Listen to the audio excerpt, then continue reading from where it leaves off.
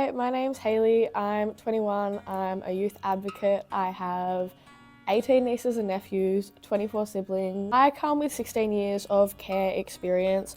I grew up in the Victorian child protection system, and I now choose to use all my experiences to kind of shape and create solutions on various different levels and platforms. I entered care when I was 5 years old, and I have lived in a total of over 100 houses.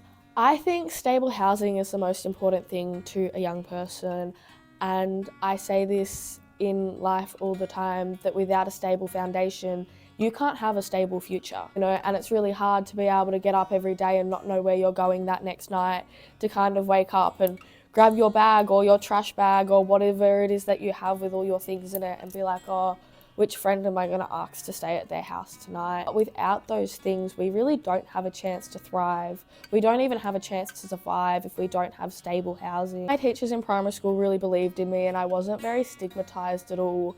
However, when I got to high school, that stigma really set in, and being a foster kid or a child in care, everybody was like, oh, she's not going to make it to anything, she's never going to do great things.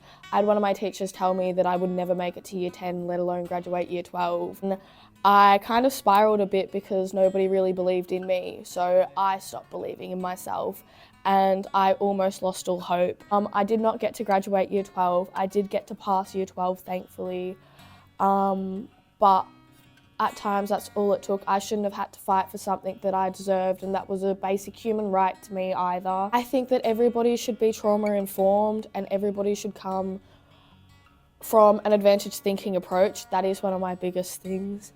But to work with young people and to understand that that may be your job, but at times that these are young people's lives that we hold in our hands, and every decision we make has a positive or a negative impact. I had to fight almost every single teacher to prove that I could do VCE and I could amount to be something big. I was one of the first ever group of young people with a lived experience of care to go and represent care experienced young people in Youth Parliament back in 2022.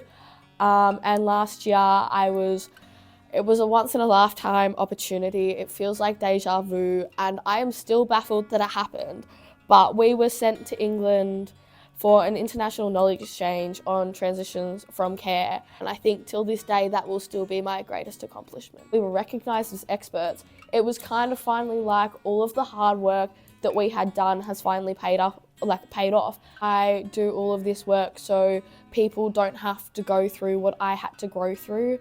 I do it to make change, and hopefully maybe we can do better for all of the young people to come, and so that I can break that stigma too. My future used to absolutely scare me, because I never thought I would have one to begin with, and then I turned 18 and I was kind of like, whoa. I just want to give back and try and provide that hope that I didn't have at a time that I really needed it.